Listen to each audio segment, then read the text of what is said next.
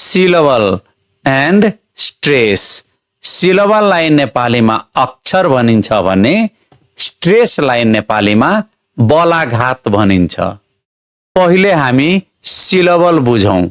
Syllable एउटा स्वर ध्वनि भएको शब्द वा शब्दको अंश वा शब्दको खण्ड हो। ध्यान दिनुहोला, शब्दको अक्षरको संख्या शब्दको लेखाइको आधारमा नभई शब्दको उच्चारणको आधारमा निर्धारण गरिन्छ। एक अक्षर भएका शब्दहरू एउटा अक्षरमा एउटा स्वर अवश्य नै हुन्छ। म पढ्दाखेरि म यसमा एउटा अ स्वर आउँछ, त्यसैले म एक अक्षरले बनेको शब्द हो। भात पढ्दाखेरि भात, भामा एउटा स्वर आ मात्रै आउँछ, भा। त आधी मात्रै आउँछ, लेख्दाखेरि त पुरै, तर पढ्दाखेरि त हलन्त हुन्छ। भातमा एउटा स्वर आ मात्रै आउँछ, त्यसैले भात एक अक्षर भएको शब्द हो। यसलाई नेपालीमा जब पढिन्छ। जमा एउटा स्वर अ आउँछ, त्यस्तै बमा पनि एउटा स्वर अ आउँछ, त्यसैले जब दुई अक्षरले बनेको शब्द हो। यही शब्दलाई हिन्दीमा सेम मिनिङको लागि जब पढिन्छ। जब पढ्दाखेरि यो एक अक्षरले बनेको शब्द हुन जान्छ। यसलाई जनक पढिन्छ। जनकमा दुई शब्द खण्ड छन्, ज नक। जमा अस्वर, नकमा अस्वर। यसमा जम्मा दुईवटा स्वर छन्। कलाई पुरै पढिदैन। कलाई लेखिदा पुरै लेखिदा पनि पढ्दा आधी मात्रै पढिन्छ, त्यसैले जनक दुई अक्षरले बनेको शब्द हो। यसलाई सनातन पढिन्छ।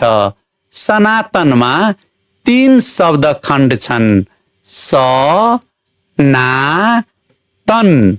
समा अस्वर, नामा आस्वर, तमा अस्वर।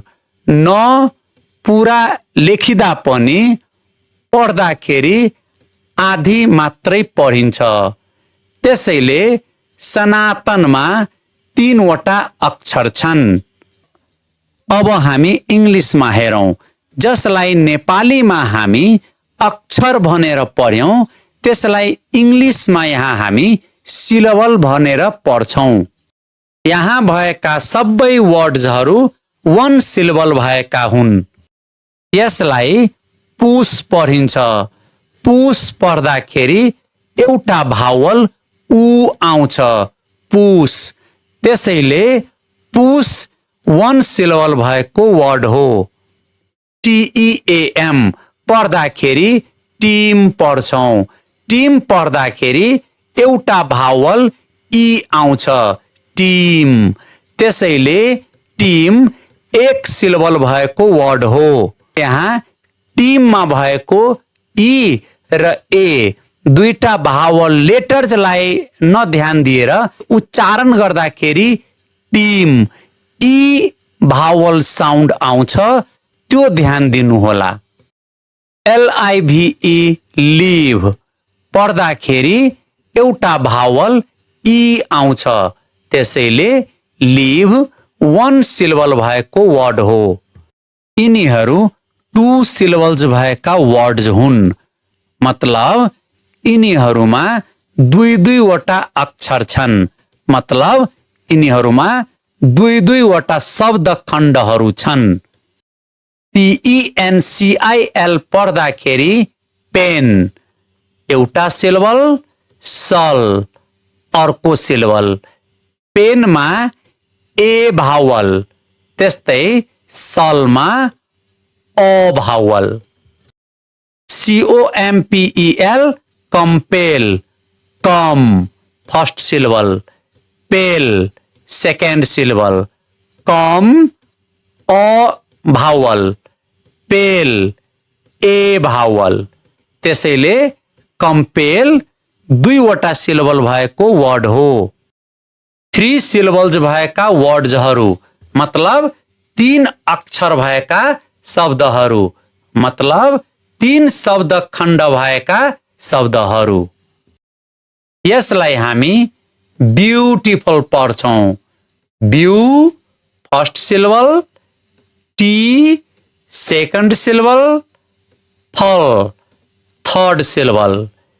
ब्यूमा उ भावल आउँछ, त्यस्तै टीमा ई भावल आउँछ, त्यस्तै फलमा अ भावल आउँछ। यसमा जम्मा 3 वटा भावल साउन्ड छन्। यसमा ई, ए, यु, आई, यु यी भावल लेटर्सलाई नकाउन्ट गर्नुहोला, भावल साउन्डलाई काउन्ट गर्नुहोला। उ, ई, अ। सिलेबलको संख्या काउन्ट गर्नलाई हामीले भावल साउन्ड काउन्ट गर्नुपर्छ, भावल लेटर्स हैन। जस्तै कि ब्युटिफुलमा हामीले ई, ए, यु, आई, यु यी लेटर्सलाई काउन्ट नगरिकन हामीले ब्यू उ साउन्ड, टी ई साउन्ड, फल अ साउन्ड काउन्ट गर्नुपर्ने हुन्छ। यसलाई हामी रिमेम्बर पढ्छौं। रिमेम्बरमा 3 वटा सिलेबल्स छन्। री मा ई भावल, मेम मा ए भावल, बर मा अ भावल। अब हामी बुझौं स्ट्रेस। स्ट्रेसलाई नेपालीमा बलाघात भनिन्छ। स्ट्रेस यसलाई नेपालीमा बलाघात वा स्वराघात भनिन्छ।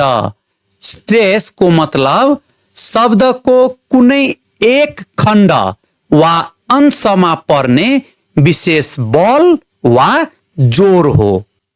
जस्तै हामी नेपालीमा हेरौं नदी। नदीमा 2 शब्द खण्ड छन्, मतलब 2 वटा अक्षर वा सिलेबल्स छन्, न र दी। यसमा पहिलो सिलेबलमा तुलनात्मक रूपमा बढी जोर वा बल पर्छ। हामी उच्चारण गरेर हेरौं नदी। यसमा एकपल्ट दीमा बढी बल पारेर हेरौं, बढी जोड दिएर हेरौं नदी, अलि राम्रो सुनिदैन।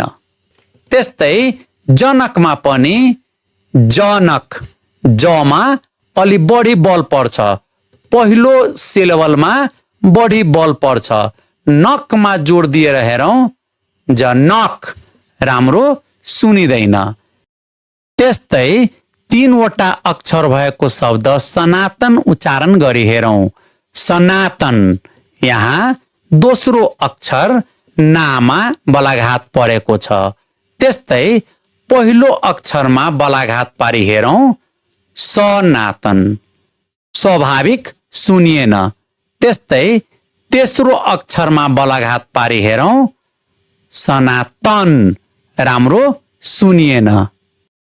अब हामी इंग्लिश वर्डमा स्ट्रेस हेरौं र बुझौं। पेन्सल 2 वटा सिलेबल भएको वर्ड हो। पहिलो सिलेबल पेनमा तुलनात्मक रूपमा बढी बल पर्छ, मतलब यहाँ पहिलो सिलेबलमा स्ट्रेस पर्छ। त्यस्तै कम्पेल 2 वटा सिलेबल भएको वर्ड हो। यसलाई उच्चारण गर्दाखेरि दोस्रो सिलेबल पेलमा बढी जोर पर्छ। कम्पेल, यहाँ पेलमा स्ट्रेस पर्छ। ब्युटिफुल, ब्युटिफुल 3 वटा सिलेबल भएको वर्ड हो। यसमा पहिलो सिलेबल ब्यूमा स्ट्रेस पर्छ। एकपल्ट दोस्रो सिलेबल टी मा स्ट्रेस पारी हेरौं कस्तो सुनिन्छ। ब्युटिफुल राम्रो सुनिदैन, स्वाभाविक सुनिदैन। कम्प्युटर कम्प्युटर 3 वटा सिलेबलले बनेको वर्ड हो। यसलाई उच्चारण गर्दाखेरि दोस्रो सिलेबल प्युमा स्ट्रेस पर्छ। ध्यान दिनुहोला, सिलेबल मतलब अक्षर शब्दमा मात्रै आउँछ। यो पनि ध्यान दिनुहोला, भ्रमित नहुनुहोला। भाषाका यी लिखित चिन्हहरू अक्षर होइनन्, यिनीहरू वर्ण हुन्। यिनीहरू शब्दमा आउँदा मात्रै अक्षर हुन्छन्।